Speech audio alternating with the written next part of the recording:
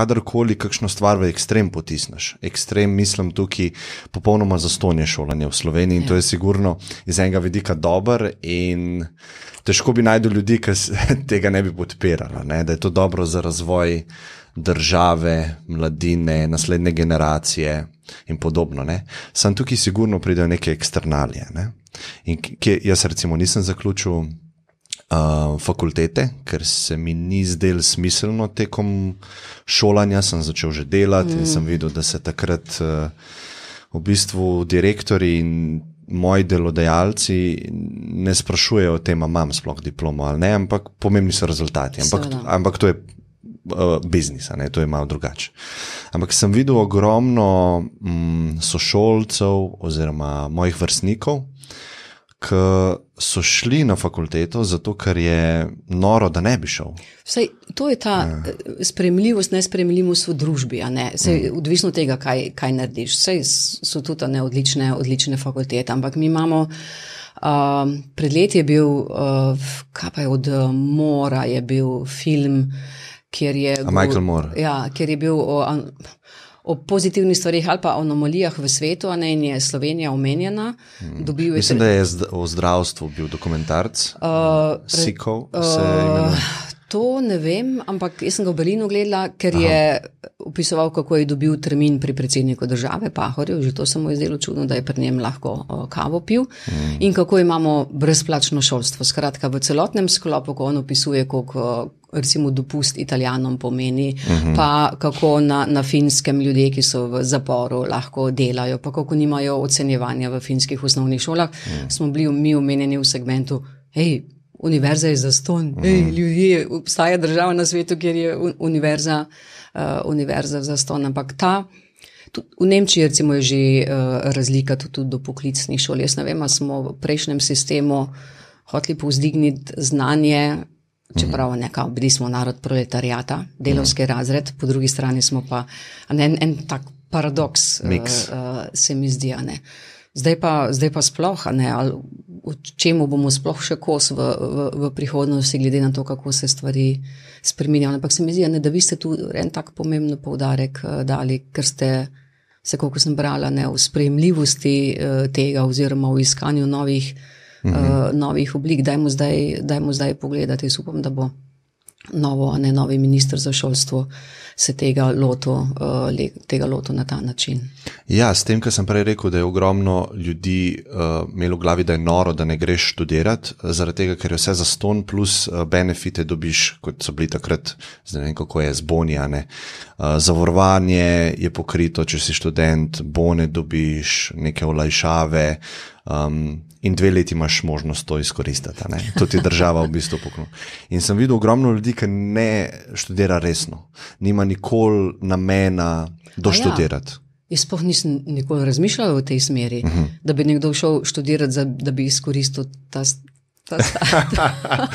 Ja, sej lahko statistiko pogledava, recimo jaz sem iz ekonomske fakultete, prvi letnik, polovica jih je odpadlo. Ne? Se pravi, polovica ljudi prvega letnika ni naredilo, ne? In to se mi zdi tako ogromna številka. Ne? Nekdo, ki se malo resno zavzeme, pa ni to toliko težka fakulteta, ne? V primerjavi z ostalimi. Če se z neko resnostjo lotaš, jo izdelaš, ne? Polovica jih pa odpade. Ne? Tako da jaz mislim, da tukaj sem že takrat začel razmišljati, ne? Da bi mogel biti nek sistem, ki bi bolj motiviral ljudi ali pa demotiviral ljudi, ki ne mislijo resno. In ena ideja je bila čistko, da imaš zastonj, če izdelaš. Če ne pa vračaš mogoče polovico, da ne gremo zdaj čisto v ekstrem, ampak da tist, ki res ve, da ne bo naredil, ga je treba totalno demotivirati, da sploh gre. Ne? Začetku, tako, ja. Ker tukaj se ogromni stroški povzročajo. Ne? En študent stane, mislim, da 3000 evrov, 3500 na letnik, saj tako je bilo na ekonomski, in to je pač denar, ki ga mi mečemo stran. Ne? Enkrat smo začunali, ko sem bila še v Berlinu, veleposlanica, in takrat je imela Nemčija izjemno velik dotok zdravnikov iz Romunije in Bolgarije. In recimo je šlo v enem kratkem obdobju 11,000 zdravnikov iz Bolgarije v Nemčijo delati. In enako se danes v Švici dogaja. Ne? In smo takrat zračunali šolanje zdravnika do nivoja specializacije v Sloveniji stane približno 750 000 evrov. Pomeni slovenska država, govorimo o celoten proces, toliko vloži, da dobi enega zdravnika specialista. Potem pa pri nas dobi 1400 evrov plače, če pride v Švico, dobi pa na začetku okoli 10 000 frankov. Pomeni, Švici sploh ni treba vlagati, Švica ima ogromno zdravnikov iz tujine, v francoske delo iz Francije, v nemško govorečem iz Nemčije, Avstrije, Liechtensteina in tako naprej. Pomeni, tudi profitirajo te države od tega, ko imamo mi dobro, recimo medicinska fakulteta naša je znana, naredimo dobre zdravnike, potem pa imajo razpis v Švici, jezik moraš znati, ampak take potem Švica zaposli in pomeni, da je bila investicija Švice v tega zdravnika, ki je od jutri naprej sposoben v Švici delati nič frankov, Slovenija ima pa minus 750 000. A kako bi pa to lahko rešila? Bi mogel se mapirati potem, da če ne delaš v slovenski državi, da bi prva leta svoje kariere mogel nekaj plačevati nazaj ali mogoče kakšen tak vzvod? Ni enostavno vprašanje zaradi tega, ker se mi zdi, da lahko slovensko zdravstvo od tega, da naši mladi zdravniki grejo v tujino, pa bi se enkrat vrnili, ima izjemne koristi. Ne, prvič je večja država, iz celega sveta hodijo, v švicarski zdravstveni sistem je zelo drag, pomeni, nimamo, eni Švici zagotovo naredijo, če karikiram, bistveno več operacij levega ušesa, kot pa v Sloveniji. Pomeni, če se on lahko zdaj za levo uho specializira, pa se v Sloveniji ne bi mogel, to sem tudi sama v dilemi. Če bi bila jaz država, bi obvezno rekla, da morajo vsi, ki zaključijo študij, iti 2 leti delati v tujino. Sam morajo priti nazaj. Kako pa to narediti? Ne? Zato, ker je znanja je v svetu izjemno veliko. Nemogoče je, da bi ga v Sloveniji bilo skoncentriranega toliko, kot ga lahko naši študentje po celem svetu najdejo. In se mi zdi, da ta broadening the horizon ali pa ne širimo obzorja, samo na kak način to potem naredite. Vse verjetno en del bi ostal, ampak mogoče bi morali vračati, kakršenkoli morali bi nekaj izračunati. Pa še ugotavljam, vi ste dosti mlajši od mene, jaz sem 65-letnik, vam mogoče več pomeni kot goli zaslužek to, da lahko vaš otrok gre v vrtec, ko boste z ženo delala. V Švici recimo ne more, veliko žensk doma ostane. Pomeni, kateri so drugi benefiti, ki bi jih lahko naša država nudila vam kot zdravniku, da bi se odločili tukaj. Plača, niti, koliko poznam raziskave, ni odločilni faktor. Zlasti za mlajše družine pomeni, kakšni so pogoji za otroke, vrtec, šola, drugi načini vzgoje. Krožki recimo v Švici morajo skoraj vse plačevati. Jaz poznam Slovence, ki si ne morejo privoščiti otroke v tenis tečaj dati zato, ker je tako zelo drago.